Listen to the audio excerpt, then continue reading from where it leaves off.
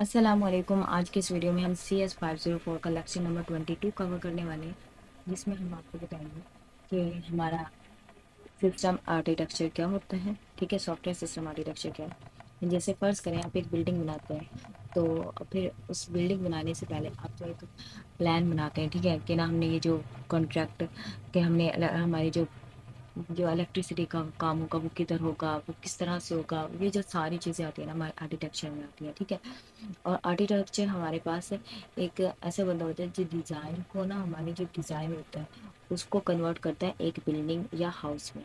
उसे बोलते हैं आर्किटेक्चर। ठीक है, ये हमारे आर्किटेक्चर सॉफ्टवेयर आर्किटेक्चर के लिए हमारे पास दो साइंटिस्ट हैं, जिसमें एड्सर डेजिस्ट्रा 1968 में इसने काम शुरू किया और डेविड बार्न्स ने कंट्रीब्यूशन की। ठीक है, फिर इसने सेट ऑफ द प्रोग्राम्स बनाया, सेट ऑफ प्रोग्राम्स बनाए। ठीक है, फिर उसके बाद आ जाते हैं what is the software architecture. Software architecture है क्या। सॉफ्टवेयर आर्किटेक्चर की there is no yet no single universal accepted definition. मतलब इसके अभी तक बदकिस्मती इसके से अभी तक इसकी कोई सिंगल डेफिनेशन एक्सेप्ट नहीं हुई यूनिवर्सली। तो जो साइंटिस्ट थे जिन्होंने इस पर काम किया उन्होंने मुख्तलिफ डेफिनेशन पेश की, जैसे यूएमएल इस है डेफिनेशन इसकी तरफ से।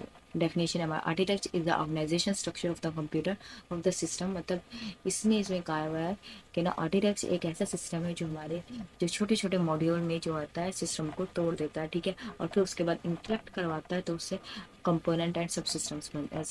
सब सिस्टम्स और कंपोनेंट से क्या करते हैं, आपस में इंटरेक्ट करते हैं। ये छोटे छोटे हिस्सों को तोड़ देता है आर्किटेक्चर। इसकी ये थी। इसी तरह ट्रिपल आई सॉफ्टवेयर इंजीनियरिंग, इसकी तरफ से हमारे पास शाह एंड गार्लर मुख्तलिफ साइंटिस्ट की मदद से हमारे पास ये डेफिनेशन आ जाती है। Why is architecture important. क्यों हमारे लिए आर्किटेक्चर इंपॉर्टेंट है, क्योंकि ये हमें एक फुल स्केल देता है सिस्टम डेवलपमेंट का, मतलब एक पूरा ओवरव्यू। अब ये हमारे पास जैसे बिल्डिंग का ओवरव्यू, हमारे पास पूरी एक बिल्डिंग तैयार है, बस अब आपने क्या करना है, इसको देखते जाना और उसको बनाते जाना। तो ये हमारे पास क्या है कि एक आर्किटेक्ट, ये हमारी एक बिल्डिंग के आर्किटेक्ट है। तो इसी तरह हमारे सॉफ्टवेयर के लिए, तो सॉफ्टवेयर का मतलब आपने पूरी सब चीज़ें बनाने के बाद सिर्फ क्या रह जाता है, उसमें कोडिंग करना रह जाता है, या फिर उसके और उसकी टेस्टिंग वगैरह करनी रह जाती है। तो बस इस तरह से ये जो हमारे पास डिज़ाइन होता है ये आर्किटेक्चर डिज़ाइन कहलाता है। तो इसमें हमारे पास क्या होनी चाहिए, म्यूचुअल कम्युनिकेशन होनी चाहिए। जो हमारी म्यूचुअल कम्युनिकेशन के हमारे जो डिज़ाइन है वो बताए कि किस चीज़ का डिज़ाइन है, वो किस सॉफ्टवेयर का डिज़ाइन है, किस तरह से सॉफ्टवेयर आगे वर्क करेगा। ठीक है, उसकी और ये इसकी जो मतलब जो उसको देखते ही आपको पता चल जाए, तो ये हमारे पास आ जाएगी कि ये कॉमन लैंग्वेज प्रोवाइड करता है आर्किटेक्चर। और जो विद आउट लैंग्वेज हो के डिफ़िकल्ट होता है समझना कि हमारे पास ये किस चीज़ का आर्किटेक्चर या किस तरह का डिज़ाइन है। एयरली डिज़ाइन डिस्कशन आ जाती है।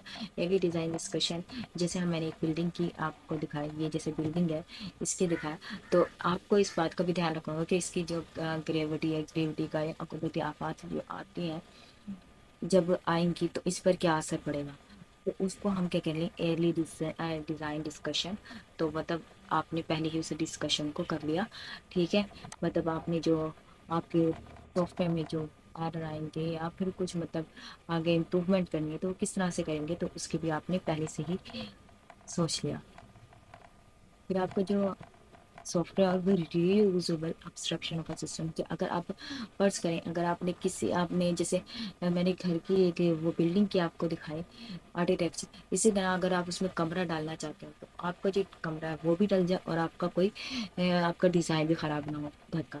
इसी तरह आपका सॉफ्टवेयर है कि अगर आपने सॉफ्टवेयर में तब्दीली करनी है तो फिर क्या होगा कि सॉफ्टवेयर भी बन जाए लेकिन सॉफ्टवेयर में तब्दीली भी ना आए, सॉफ्टवेयर भी बन जाए उसमें एडिशन भी हो जाए लेकिन उसमें तब्दीली भी ना आए, उसका इंटरफेस भी तब्दील ना हो, कॉम्प्लेक्स भी ना बने।